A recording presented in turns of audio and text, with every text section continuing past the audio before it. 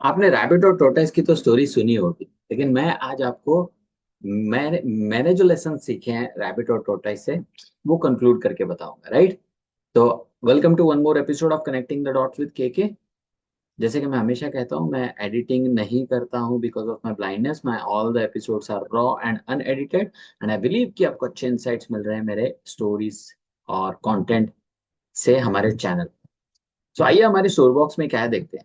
Store box में आज है lessons to learn from tortoise from the story that we have all heard since our childhood, is the race between rabbit and tortoise, right? So आज tortoise से सीखते हैं हम कि वो जीता कैसे एक्चुअली रेस, राइट? तो तो आपको ये बेसिक स्टोरी पता है कि रैबिट और टोटोइस में रेस लग गई थी।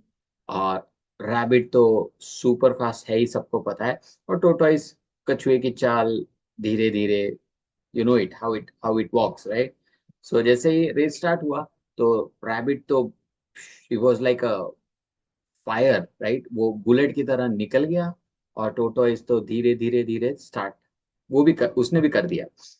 कुछ समय के बाद आगे रैबिट जाकर ये सोचा उसने कि टोटोइस क्या मुझे हराएगा। और वो इस सोच के साथ कि वो धीरे धीरे आएगा, मेरे पास समय बहुत है, मैं थोड़ा सा रेस्ट अप कर लेता हूँ, एक पेड़ के नीचे वो बैठ के रेस्ट करने लगा।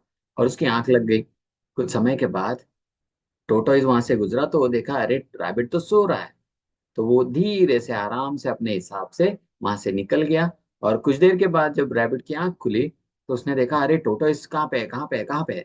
तो उसने देखा कि टोटोइस तो दिखाई नहीं दे रहा था। उसको ये लगा कि टोटोइस अभी पीछे ही होगा, और वो डेड एंड की तरफ, कंप्लीशन लाइन की तरफ भागने लगा। वहां पे देखा तो ऑलरेडी सेलिब्रेशन चल रहा था क्योंकि टोटोइस ऑलरेडी जीत चुका था, राइट? बट अब इसमें से अगर एक एक पॉइंट्स हम अगर लिफ्ट करें, पिक करें, तो क्या सीखने को मिलेगा? चलिए फिर से स्टोरी को बना सीखते हैं, मैं अपने हिसाब से बता। रेस स्टार्ट हुआ रैबिट और टोटोइस के बीच में। 3 2 1 गो। रैबिट निकला रैपिड फायर स्पीड के साथ, और टोटोइस अपनी स्लो पेस के साथ स्टार्ट हो चुका, उसने भी स्टार्ट किया। अब जब रैबिट बहुत आगे पहुंच चुका था तो उसने सोचा कि टोटोइस तो बहुत स्लो आ रहा है, मेरे पास समय है, क्यों ना मैं थोड़ा रेस्ट कर लूं, राइट? उसने स्पेसिफिक अपने आप को कमांड नहीं दिया। रेस्ट करना एक जेनरिक वे हो गया। उसने ये नहीं सोचा कि मैं कितनी देर कैसे वापस उठूंगा, तो कब उठूंगा, मतलब what will be the pattern of my rest, मैं कितनी देर रेस्ट करूंगा, कैसे करूंगा, बस अपने बॉडी को रिलैक्स होने दूंगा या मैं सोने वाला हूँ, उसने ये सब स्पेसिफिकली डिसाइड नहीं किया। उसने बोला कि बस रेस्ट करते हैं, और वो सो गया। और सबको पता है कि रेस्ट करने के बाद अगर हमारा नेक्स्ट स्टेप डिसाइड नहीं होता कि हम कब उठने वाले हैं, तो ऑब्वियसली इट्स गॉन, पता ही नहीं कि आप फ्री फ्लो में चले जाते हो, राइट? और दूसरी बात, उसने एरोगेंटली ये सोचा, एक रेस में उसने अपने ओपोनेंट को कमजोर समझ, जस्ट बिकॉज कि टोटो स्लो चलता है उसने उसको कमजोर समझ दिया, राइट? तो ये दूसरी गलती थी टोटो रैबिट की।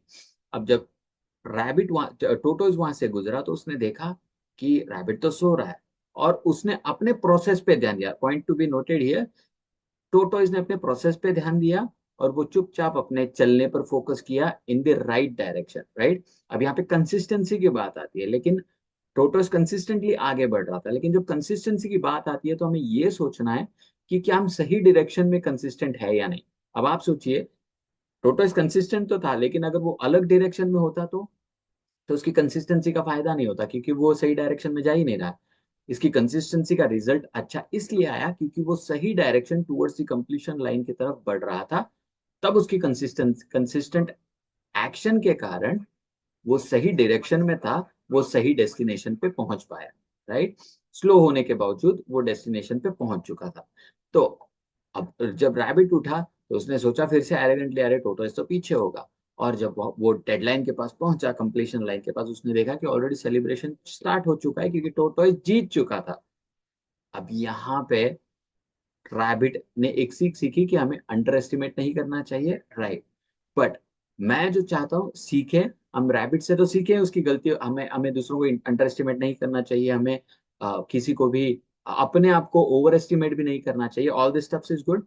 बट मुझे जो अच्छी बात लगती है वो टोटोइस की है। टोटोइस, जैसे मैंने पहले भी अपने वीडियोस में एग्जांपल दिया है, आप समझिए कि आप ग्रोन अप एडल्ट हो और आपके बगल में एक छोटे से बच्चे को रख दिया जाए, जिसके बेबी स्मॉल बेबी स्टेप्स होंगे, आप कुछ आगे चल के, कुछ दूरी पर आगे चल के आप रुक गए, और वो बेबी स्टेप्स के साथ बच्चा धीरे धीरे धीरे धीरे डायरेक्शन में बढ़ रहा है, तो इट्स वेरी इजी कि वो बच्चा आपको हरा देगा। क्यों?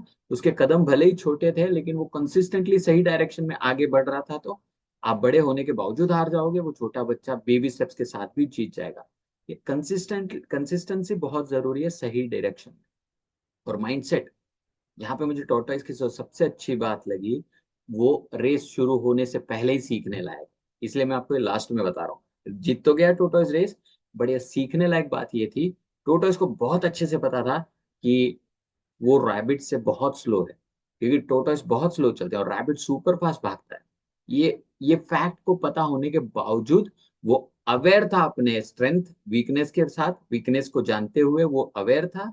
अवेयरनेस की क्राइटेरिया यहाँ पे फुलफिल हुई, और उसने फैक्ट को एक्नॉलेज किया कि yes I am slow, but उसने डिसाइड किया, पॉइंट नंबर 3, उसने डिसाइड किया despite being slow I will play this race, क्योंकि रेस खेलना जरूरी है, being in the game is important, right?